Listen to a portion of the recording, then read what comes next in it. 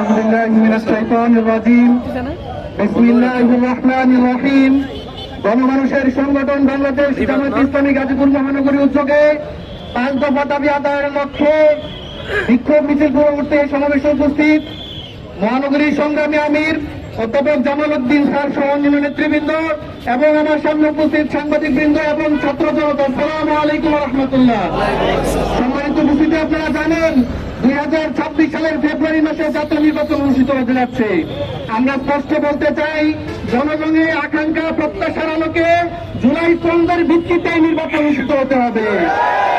আপনারা জানেন, আজকে নতুন বাংলাদেশ বিনির্মাণের লক্ষ্যে যখন অধিকাংশ রাজনৈতিক দল পিআর পদ্ধতি নির্বাচনের দাবি করছে, তখন একদল বলে বাংলাদেশের মানুষ নাকি পিআর বুঝে না, বাংলাদেশের মানুষ নাকি পিআর চায় না। আমরা স্পষ্ট ভাষায় বলতে চাই, বাংলাদেশের মানুষ যেভাবে ভারতের দালালি বুঝে, তেমনি পিআর পদ্ধতি নির্বাচন সম্পর্কে সুস্পষ্ট ধারণা রাখে। আগামী দিনের নির্বাচনে আপনাদের পিআর পদ্ধতির যে আশঙ্কা রয়েছে, আমরা সেটা বুঝতে পারছি। আপনারা পিআর পদ্ধতি চান না, আপনারা আওয়ামী লীগ ঘোষিত সেটাও চান নাই, কিন্তু জনগণ আপনাদের সিদ্ধান্তকে বিভ্রান্তি দেখিয়ে আওয়ামী লীগকে নিষিদ্ধ করেছে। সম্মানিত উপস্থিতি, আমরা এই সরকারের প্রতি উদারতা আহ্বান রেখে বলতে চাই, যে এই শহীদদের রক্তের বিনিময়ে আপনার সরকার গঠন করেছেন, সরকারি ক্ষমতায় বসেছেন, সেই শহীদদের হত্যার বিচার আমরা এখনো দেখতে পাচ্ছি না।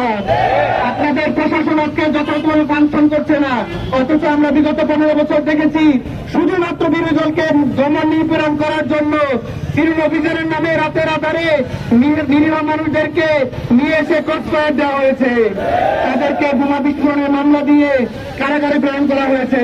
অথচ আজকে সেই প্রশাসনের নাগের তোগায় আজকে সেই ফ্যাসিস্ট আওয়ামী লীগ মিছিল করে রাজধানীতে বোমা ব্লাস্ট করে, কিন্তু প্রশাসন অন্ধের মতো ভূমিকা পালন করছে। আমরা স্পষ্ট ভাষায় বলতে চাই, আগামী দিনে যারা ইনিয়ে বিনিয়ে এই ফ্যাসিস্ট সরকারকে, ফ্যাসিস্ট আওয়ামী লীগকে আবার পুনর্বাসনের চেষ্টা করবে, আমরা প্রয়োজনে আবার রক্ত দিয়ে আরেকটি গণঅভ্যুত্থান তৈরি করবো।